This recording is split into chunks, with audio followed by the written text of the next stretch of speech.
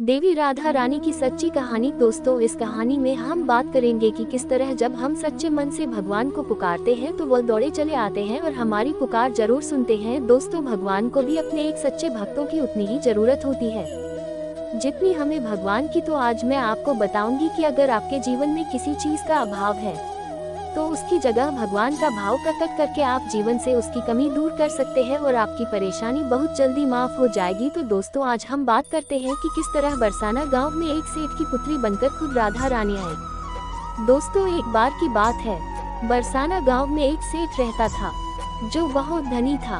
उसके 3 पुत्र थे, परंतु उसकी कोई पुत्री नहीं थी। कुछ समय पश्चात उसकी पत्नी का देहांत हो गया और सभी पुत्रों की शादी हो गई। सभी पुत्र अपने अपने कार्य में व्यस्त रहने लगे, अपने बच्चों में। अपने पत्नी के साथ सेठ के दिल की बात सुनने वाला कोई नहीं था। सेठ को शुरू से ही इस बात का बहुत दुख था कि उसकी कोई पुत्री नहीं है, लेकिन अब उसकी पत्नी की मृत्यु के बाद उसको ये दुख और सताने लगा और वह इस बात को लेकर परेशान रहने लगा कि उसकी कोई पुत्री नहीं है।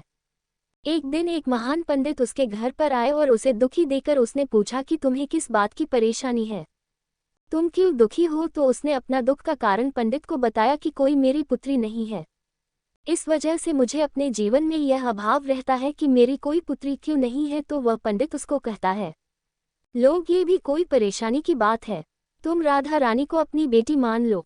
हमारे जीवन में जिस चीज की कमी होती है उसको भगवान ही पूरा कर सकते हैं। परेशान होने से क्या होगा, तुम राधा रानी को अपनी बेटी मानो और उससे अपने दिल की बात किया करो, देखना तुम्हें यह अभाव कभी नहीं सताएगा। सेठ को पंडित की यह बात अच्छी लगती है और वह ऐसा ही करता है। राधा रानी की मूर्ति लेकर आता है और प्रतिदिन भोजन करने से पहले राधा रानी को भोग लगाता है, फिर स्वयं भोजन करता है और सोने से पहले राधा रानी के साथ खूब बातचीत करता है। ऐसे ही करते करते वह दिल से राधा रानी को अपनी बेटी मानने लगा और वह भूल ही गया कि उसकी कोई बेटी नहीं है। उसे इस बात का आभास होने लगा कि उसकी पुत्री सच में है और वह बहुत दिल से उसे अपनी पुत्री मानने लगा। जब तक वह बात न करता, उसे भोजन न खिलाता, उसका मन नहीं लगता, और जब वह बात करता तो उसके मन को बहुत संतुष्टि मिलती, जैसे उसे पता नहीं क्या मिल गया हो। तो दोस्तों, एक दिन सेठ के घर पर एक चूड़ी बेचने वाली मनहारन आती थी और वह उसकी बहुओं को चूड़ियां पहना कर जाती थी। एक दिन वह चूड़ी बेचने घर पर आए और उसने सेठ के बेटे की तीनों बहुओं को चूड़ी पहनाई। उसके साथ जब सेठ की बहुएं चूड़ी पहनकर चली गई तो उसके सामने एक और कन्या आई और उसने कहा कि मुझे भी चूड़ियां पहन दो। चूड़ी वाली ने सोचा कि शायद सेठ के घर पर कोई मेहमान आए हैं, तो उसने उसको भी चूड़ी पहना दी। उसके बाद वह चूड़ी वाली सेठ से पैसे मांगने सेठ की दुकान पर पहुंची और बोली कि चूड़ी के पैसे दे दो, और उसने पहले से अधिक पैसे मांगे। तो सेठ ने कहा कि तुमने चूड़ी का दाम बढ़ा दिया है क्या।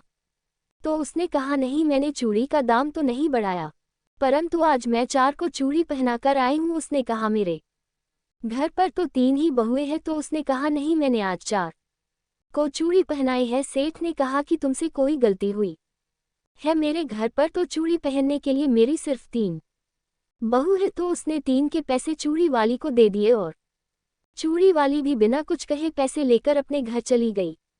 रात को सेठ घर आया और हमेशा की तरह राधा रानी को भोग लगाकर और खूब सारी बातें कर सो गया। उस दिन रात को सेठ के सपने में राधा रानी आए और कहने लगी, बाबा, तुमने चूड़ी वाले को मेरी चूड़ी के पैसे क्यों नहीं दिए। जब तुम मुझे अपनी बेटी मानते हो तो तुमने मेरी चूड़ी के पैसे क्यों नहीं दिए। और ऐसा कहकर एक लाडली बेटी की तरह रोने लगी। ये सब देखकर सेठ की आंख खुल गई और वह भी रोने लगा। जब सुबह हुई तो वह चूड़ी वाली के घर गया और बहुत सारी स्वर्ण मुद्राएं उसके पैरों में रख दी और उसने बताया कि तुम कल सच बोल रही थी, तुमने कल 4 को ही चूड़ी पहनाई थी, मैंने राधा रानी को अपनी बेटी माना है। तुम बहुत भाग्यशाली हो जिसको राधा रानी के दर्शन हुए हैं। मैं इतने दिनों से उनके दर्शन को तड़प रहा हूँ और तुमने एक बार में ही उनके दर्शन कर लिए। यह बोलकर रोने लगा और बोला कि तुम्हें चूड़ी का जो भी दाम चाहिए मुझसे मांग लो। ये सुनकर मनहारन के आंखों में भी आंसू आ गए और उसने मन में सोचा, जब मुझे खुद राधा रानी के ही दर्शन हो गए हैं तो इससे ज्यादा मुझे और क्या चाहिए। और उसने सेठ के सामने हाथ जोड़कर कहा कि तुम्हारी वजह से मुझे राधा रानी के दर्शन हुए हैं, जिससे मेरा ये जीवन सफल हो गया, मुझे कुछ नहीं चाहिए। तो दोस्तों, देखा कि जब हम भगवान को दिल से पुकारते हैं, उनकी पूजा अर्चना करते हैं, तो वह कैसे हमारे पास दौड़े चले आते। आशा करती हूँ आपको ये कहानी बहुत अच्छी लगी होगी और आप भी अगर किसी वस्तु को लेकर परेशान हैं तो भगवान से प्रार्थना कर सकते हैं, वह आपकी प्रार्थना जरूर सुनेगा।